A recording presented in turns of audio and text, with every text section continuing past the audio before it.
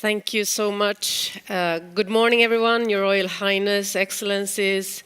So great to see you all here, and I'm so delighted and proud to be able to join Gunhild in welcoming you all here to Stockholm on part of the Swedish government.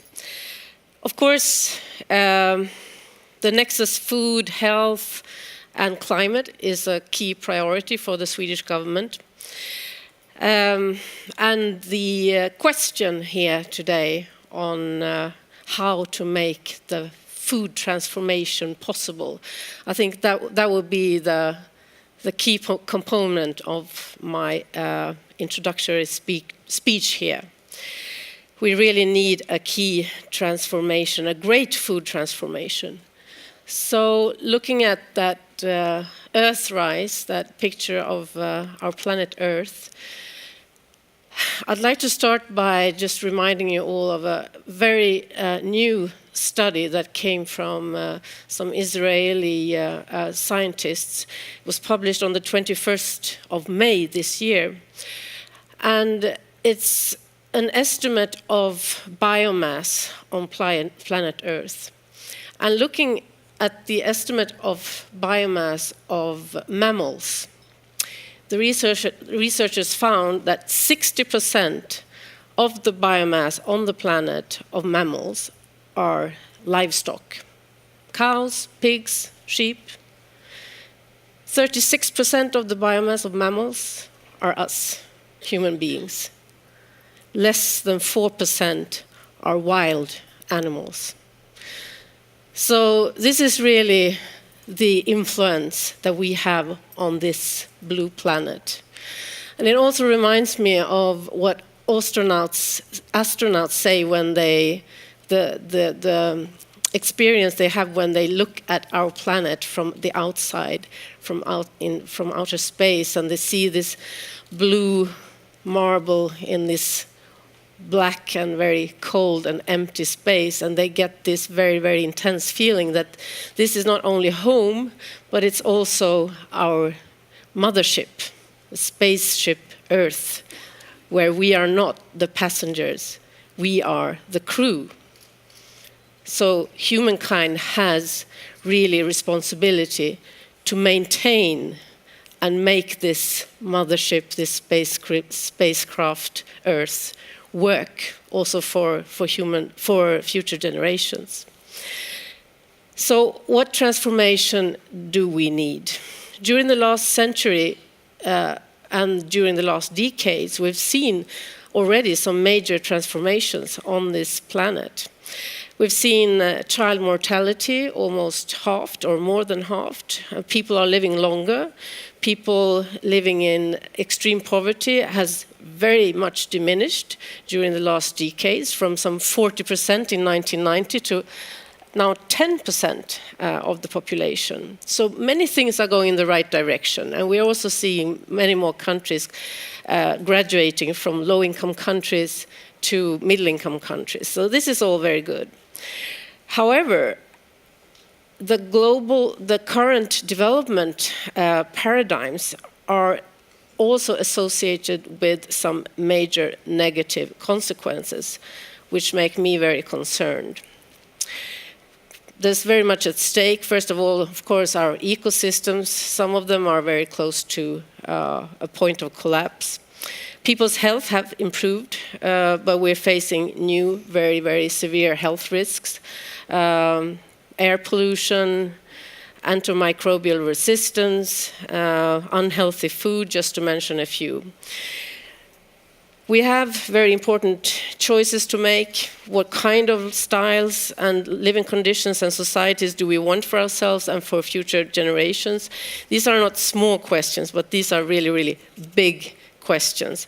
And my main conclusion and message here is that we need nothing less than a revolution.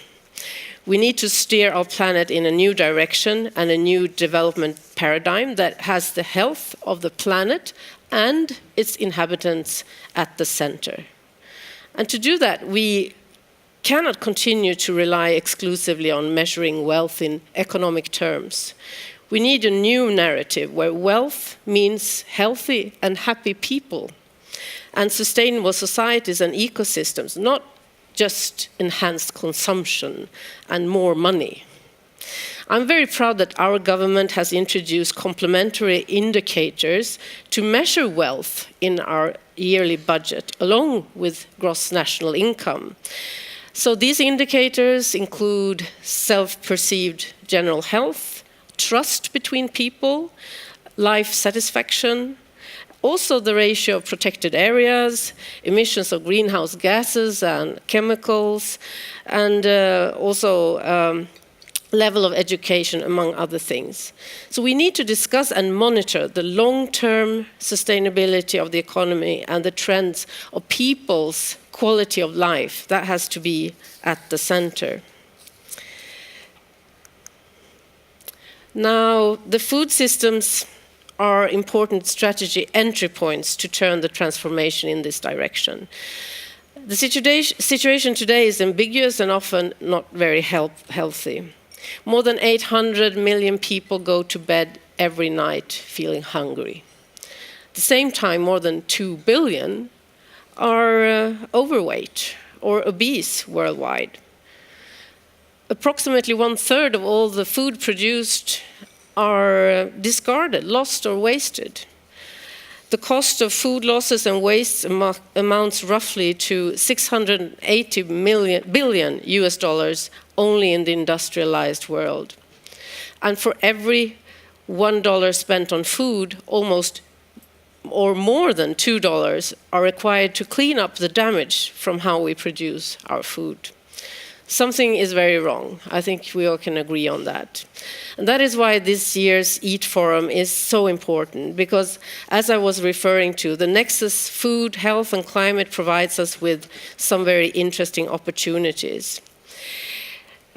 For instance, if we look not only on the impact of health, but also on climate, we can see that the reduction of consumption of red meat can improve not only our own health, but also the climate of the planet.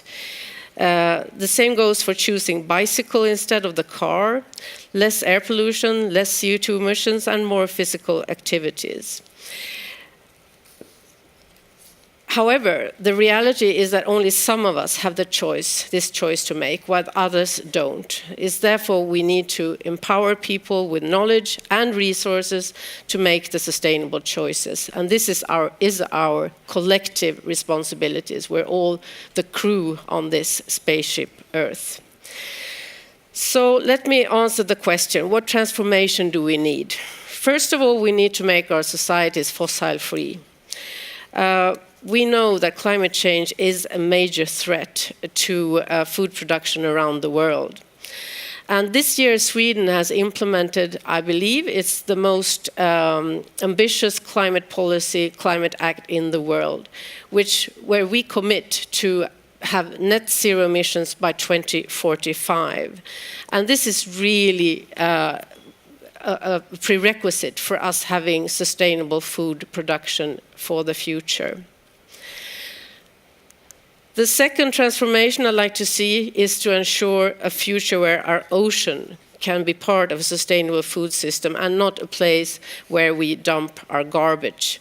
Each year, 8 million tons of plastic ends up in the ocean, which is equivalent to one garbage truck of plastic entering our ocean every minute. This is, of course, completely unsustainable. We're now finding plastic at the bottom of the Mariana Trench and in every marine organism, including zooplankton.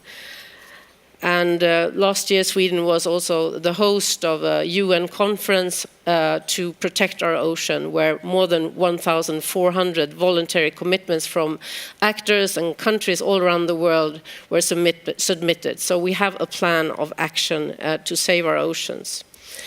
And finally, the third transformation I'd like to see is, of course, sustainable food production on land, based on respect not only for nature, but also of our animals.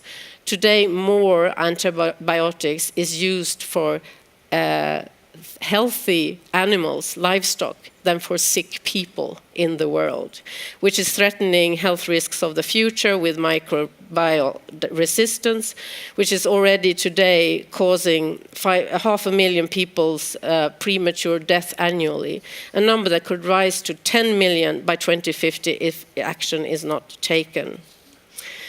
So to conclude, I would say it's completely within our power to make this transformation, to take the right policy decisions. As politicians, as business leaders and researchers, we can all contribute. And we already have a roadmap how to get there, the Agenda 2030. And we need to follow this roadmap to build a better future with healthier and richer lives for generations to come. And with those words, I'd like to again welcome you all to Stockholm. I hope to see you again in Stockholm next year, not only for the Stockholm Eat Forum, but I'd like to put Stockholm on the map as a center for discussions about the good life, the quality of life, and the future that we all would like to see. Thank you.